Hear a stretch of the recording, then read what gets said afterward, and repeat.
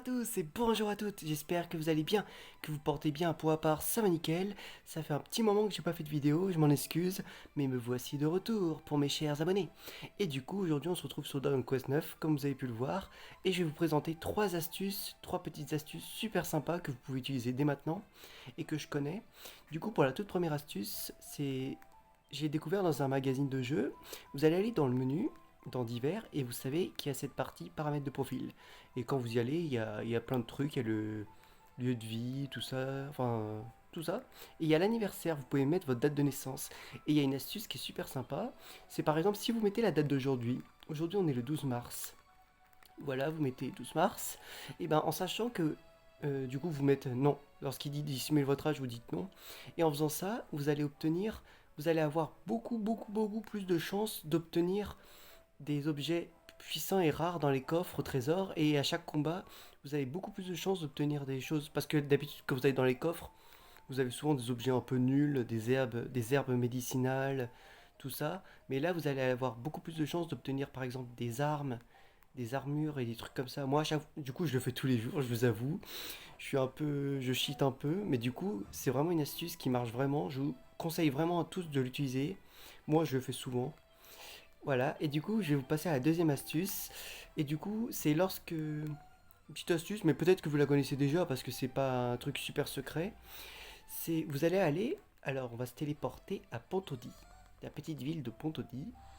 C'est là où il y a, vous savez, le capitaine Zakabedai où vous déposez vos mini-médailles. Du coup, vous allez y aller. Et il y a une petite boutique secrète, mes amis. Une petite boutique cachée.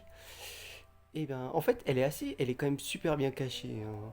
Franchement, je sais même plus comment j'ai fait pour la découvrir, je crois, totalement par hasard. Du coup, vous allez là, et là, il y a une petite icône, voilà.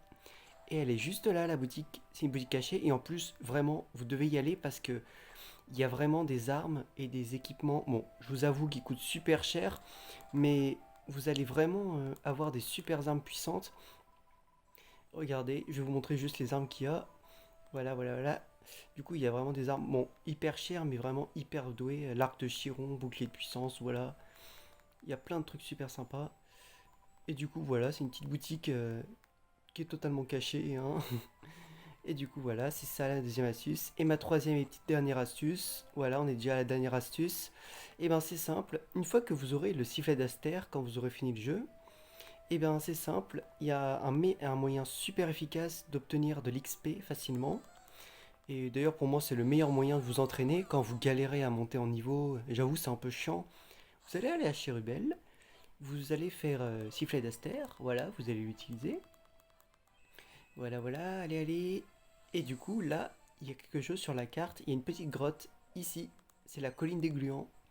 Ça s'appelle la colline des gluants. Et du coup, ici, il y a plein de gluants. Voilà, ça porte bien son nom. Mais surtout, vous pourrez avoir des gluants de mercure et des gluants de métal. Et bon, regardez par exemple là. Regardez, vous allez vraiment trouver plein de monstres comme ça. Et évidemment, c'est les monstres qui rapportent le plus d'XP, hein. Les gluants de métal et les gluants de mercure. C'est ceux qui rapportent vraiment un max d'XP. Et du coup, pour vous entraîner, c'est vraiment pour moi le meilleur moyen. Voilà, par exemple là, hop, on va faire un petit combat. Je vais vous montrer. Plus de douleur. Hop, Benoît fait scratch. Et là, Emma, elle va juste attaquer ma petite Emma. Et voilà, il y en a déjà un qui est buté.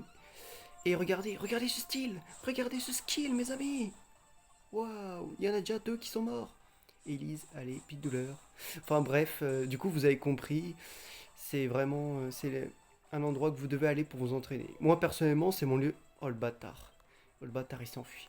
Moi personnellement, j'y vais. C'est parfois on a la flemme de faire des tas de combats pour s'entraîner. Du coup, c'est le meilleur moyen d'y aller. Et regardez tout l'XP déjà rien qu'en un combat qu'on obtient. Et voilà. Et du coup, mes amis, c'est la fin de ces trois astuces. Du coup, j'espère qu'elles vous a plu. J'espère que vous les connaissiez pas et que vous avez découvert un truc. Bref, c'est la fin de cette vidéo. Je vous invite à vous abonner si c'est pas déjà fait, à mettre un petit like. Ça me fait vraiment plaisir. Et je vous dis à bientôt et portez-vous bien, mes amis. Salut!